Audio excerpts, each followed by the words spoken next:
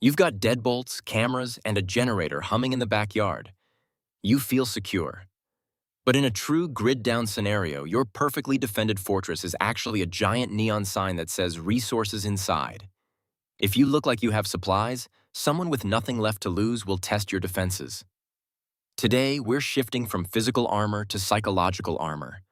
I'm going to show you how to apply the gray man concept to your actual house.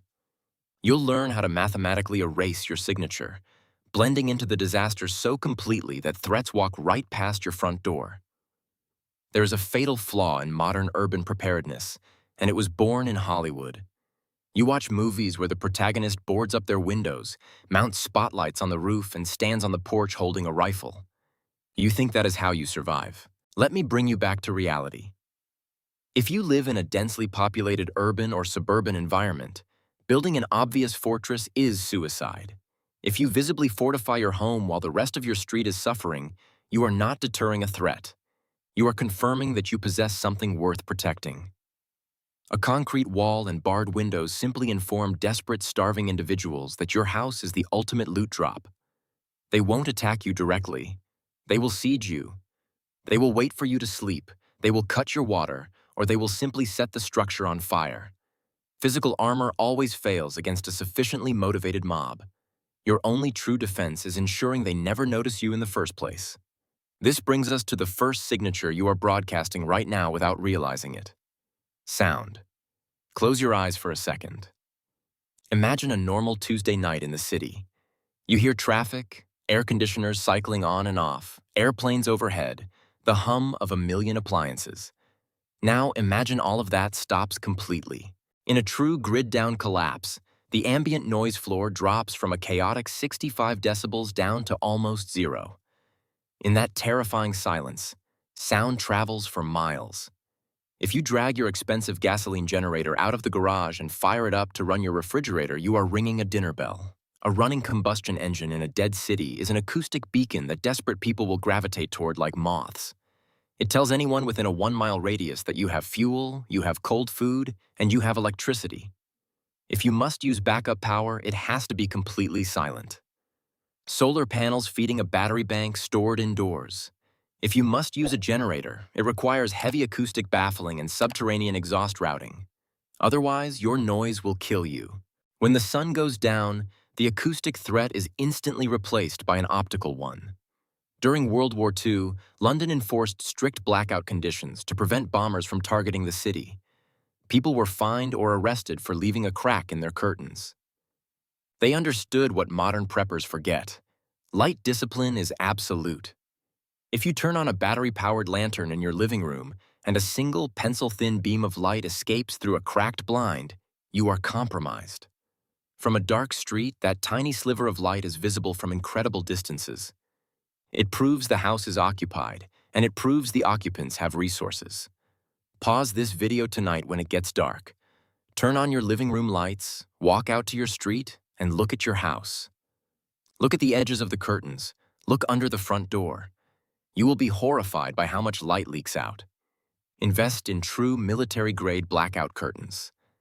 Tape the edges to the window frame.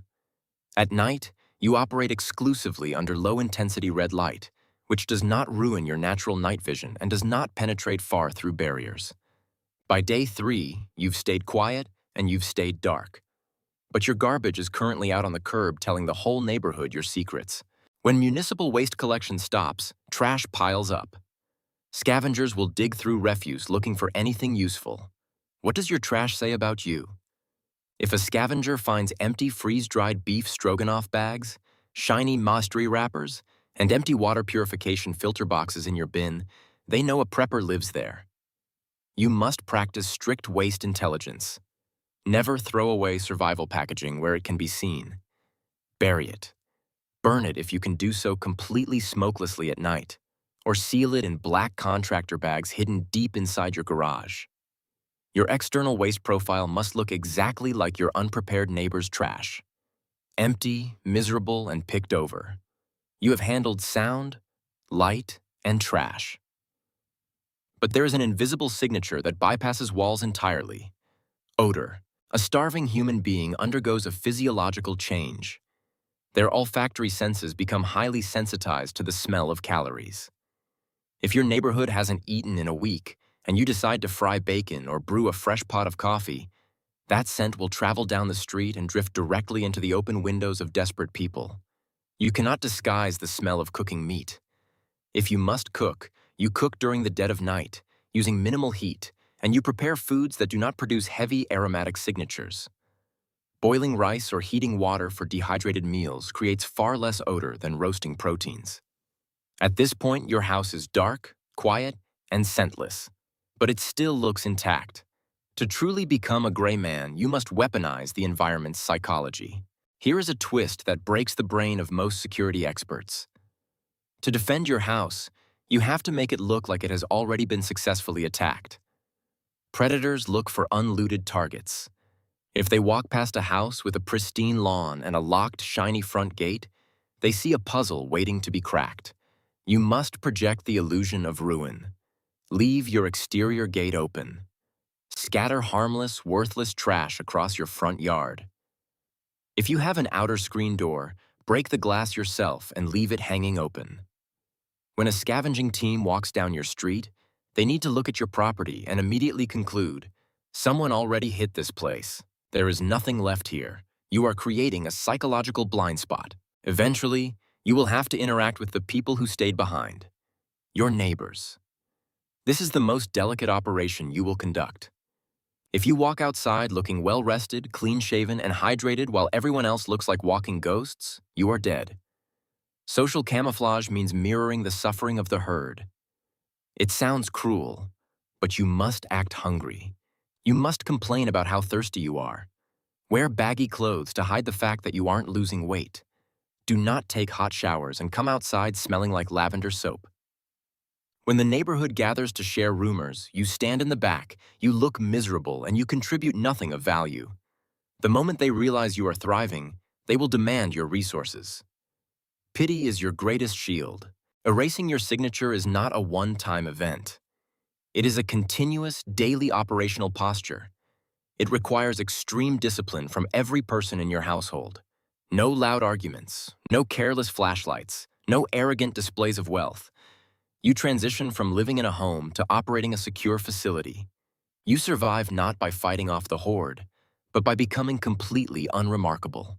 You blend into the concrete, the shadows, and the misery so perfectly that the disaster walks right past you. You operate on math, psychology, and discipline. Do not try to memorize these protocols under stress. Check the link in the comments right now to download my free Gray Man Home Audit Checklist PDF file. It is a step-by-step printable workflow that tells you exactly how to secure your lighting, manage your waste intelligence, and camouflage your perimeter before the grid fails. Stop advertising your resources to the world. Secure your operational security today. Stay sharp, stay quiet, stay alive.